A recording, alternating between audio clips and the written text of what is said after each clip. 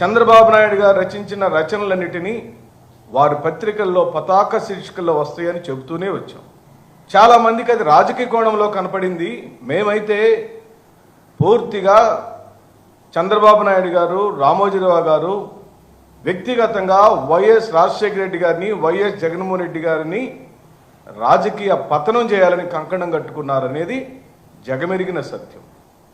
ఏ ఒక్క రోజు కూడా ఆనాడు రాజశేఖర రెడ్డి గారి మీద కానీ తదుపరి జగన్మోహన్ రెడ్డి గారి యొక్క పరిపాలన అంశాలను ఏ ఒక్క రోజు కూడా ఒక మంచి కార్యక్రమాన్ని చెప్పిన పాపాన్ని పోలేదు. జగన్మోహన్ రెడ్డి గారిని దింపాలి, చంద్రబాబు నాయుడు గారిని సీఎం చేయాలి. జగన్మోహన్ రెడ్డి గారిని ఎందుకు దింపాలి?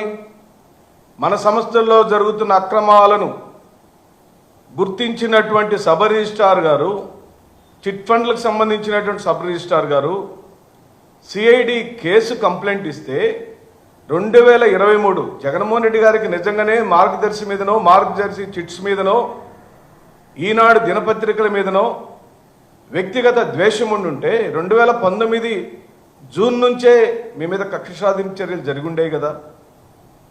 ఇంకొక మారు నేను సుస్పష్టంగా ఈ రాష్ట్ర ప్రజలకు, తెలుగుదేశం పార్టీ శ్రేణులకు, ఈనాడు యాజమాన్యానికి, రామోజీరావు గారి కుటుంబ సభ్యులందరికీ కూడా నేను మనవి చేస్తున్నాను.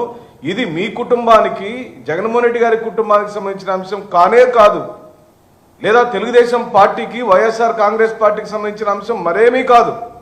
ఇది కేవలం ప్రజలకు సంబంధించిన ధనాన్ని, మీ సంస్థకున్న రెప్యుటేషన్ నమ్మి మీరు మంచివారని, వారి ఖాతాలను జాగ్రత్తగా చూస్తారని, మీ దగ్గర డబ్బులు దాచిపెట్టుకుంటే సకాలంలో డబ్బులు చెల్లిస్తారని, వాళ్ళకు వచ్చిన ప్రైజ్ మనీని మీ దగ్గర ఉంచుకోకుండా సకాలంలో ఇస్తారనే నమ్మకంతో మీ దగ్గరికి చందాదారులు డబ్బులు కట్టారు. షూరిటీలు సమర్పిస్తే ఆ షూరిటీల విషయంలో కూడా మీరు కొర్రీలు పెడుతూ వచ్చారు. మళ్ళీ షూరిటీలు కావాలని అడుగుతూనే వచ్చారు. ఇవన్నీ కూడా మేం చెబుతున్న కథనాలు, మేము ఇస్తున్న సమాచారమో కాదు. సిఐడి సంస్థ స్వయాన దర్యాప్తు చేసింది, కావలసిన ఆధారాలు సేకరించింది, ఆ ఆధారాలన్నింటినీ కోర్టుకు సమర్పించింది. వైఎస్ జగన్మోహన్ రెడ్డి గారి ప్రభుత్వంలో ప్రాసెస్ మొదలైంది 2023లో. 2024 సంవత్సరంలో చంద్రబాబు నాయుడు గారు ముఖ్యమంత్రి అయితేనే కేసు తారుమారు అయిపోయింది. దీన్ని బట్టి ఆంధ్ర రాష్ట్ర ప్రజానీకం మొత్తం కూడా అర్థం చేసుకోమని మనవి చేస్తున్నాం. ఇది పూర్తిగా ఈనాడు పేపరు చంద్రబాబు నాయుడు గారి యొక్క జేబులో సంస్థగా మేము అభివర్ణిస్తున్నాం.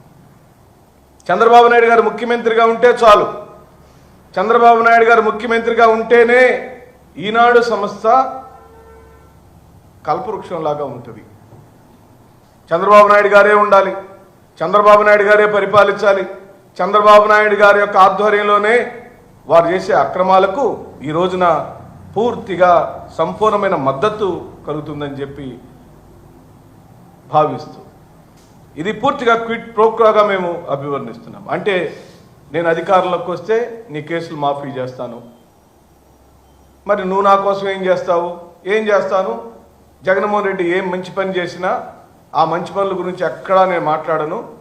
ఆయన్ని దింపటం కోసం పుంకాలుగా అసత్యాలను ప్రచారం చేసి జనంలో ఆయన్ని భ్రష్టు పట్టించడానికి ఏ కార్యక్రమం కావాలని చేస్తాను.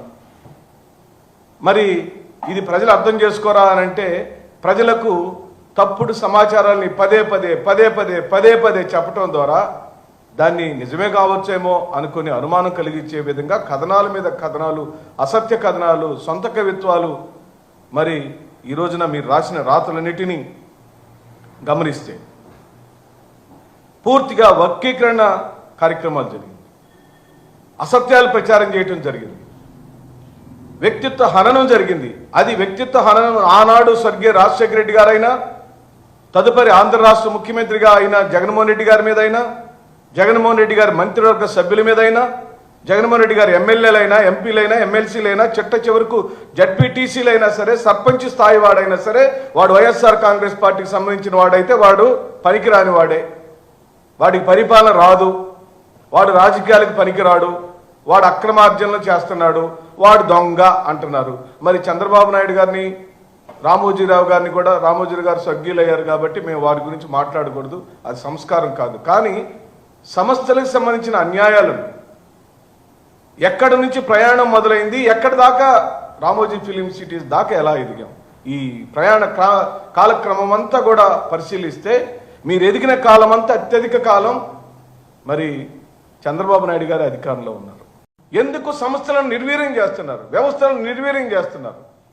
సిఐడి లాంటి సంస్థ కూడా ఈ విధంగా అధికార దుర్వినియోగానికి పాల్పడితే, ప్లేట్ ఫిరాయిస్తే, అన్యాయం జరిగినా సరే జరగలేదని చెప్పంటే ఇది ఏమాత్రం సమంజసం కాదని సుమారుగా 1000 కోట్ల రూపాయలకు సంబంధించిన రామోజీ సంస్థకు సంబంధించిన చిట్ ఫండ్స్కి సంబంధించిన మార్గదర్శి చిట్ ఫండ్స్కి సంబంధించిన డబ్బులను ప్రభుత్వం జప్తు చేస్తే ఆ జప్తుని ఈ రోజున మనం విడిపించేశాం.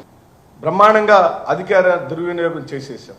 అంటే ప్రజలు ఏమైనా కానివ్వండి, ప్రజల చందాలు ఎటన్నా పోనివ్వండి, ప్రజలకు చెల్లించాల్సిన డబ్బులు రానివ్వపోండి, కానీ రామోజీరావు గారికి కుటుంబానికి మాత్రం మేలు జరగాలనే దురుద్దేశంతో ఇలా జరుగుతుందని, మరి ఇంత బరితెగింపుగా పొరపాటు అనే పదాన్ని వాడారంటే, మౌఖికంగా రాతపూర్వకంగా మేము తీసుకున్న ప్రతి అంశాలు తప్పని ఒప్పుకుంటున్నారంటే ఏ స్థాయిలోకి సంస్థలు మనం దిగజార్చామో ఈ రోజున ఇది మళ్ళీ ఈ చెబుతున్న మాటలే కూడా మౌఖికంగా కానీ రాతపూర్వకంగా కానీ తీసుకున్న ఏ అంశాలు కరెక్ట్ కాదు, అది పొరపాటు అని సిఐడి సంస్థ అఫిడవిట్ దాఖలు చేసిందంటే రికార్డెడ్గా సిఐడి సంస్థ యొక్క స్థాయిని వాళ్ళ క్రెడిబిలిటీని తగ్గించుకున్నారని ఈ సందర్భంగా నేను మనవి చేస్తున్నాను.